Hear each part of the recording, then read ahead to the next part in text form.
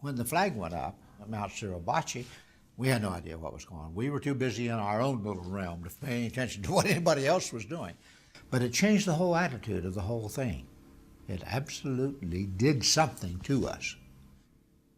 Much of that afternoon I do not remember, and I'm positive that fear wiped a lot of that memory out. I'm convinced of that.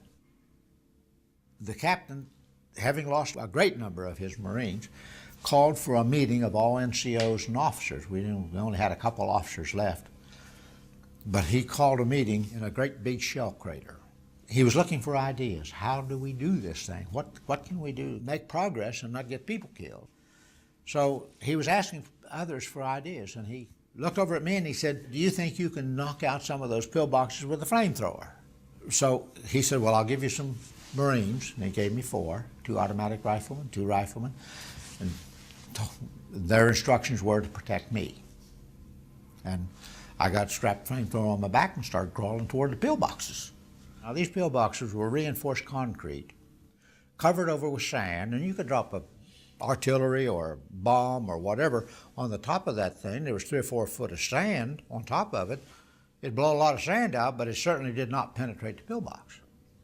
We finally got some tanks ashore, but they were only good for a short distance because they bogged down. They bellied out and the tracks would just sit there and dig, but it wouldn't go anywhere.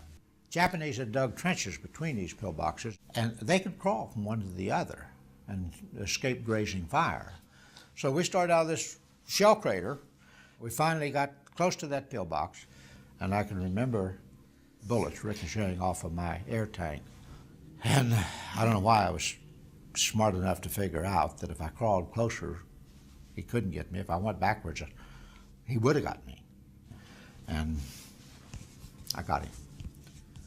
The other vivid memory I had was another pillbox. I was trying to get to it and couldn't. Every time I would start, he would get too close for comfort, and I'd back out. And so I crawled around out of his sight and up to the pillbox, went up the side, got up on top of the pillbox, and here was a pipe, just about the size of my flamethrower nozzle. So I just, somebody said there were 17 in there. I don't know. I have no idea. But I got that one, knocked that one out. One other one I approached, apparently they ran out of ammunition. That's the only thing I can figure. But I was getting close enough that I could get my flame into the pillbox, and they came charging. There were 5 or 6 or whatever. When the flame hit them, they stopped because it just took all the oxygen out of the air and they just stopped, fell over.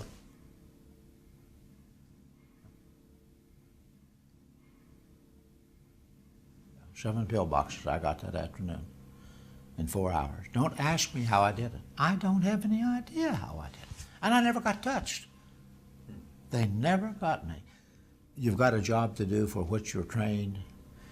You've got to do it for the people around you, for the other Marines, and 2 of them got killed protecting my life. So, this medal belongs to them. It really doesn't belong to me.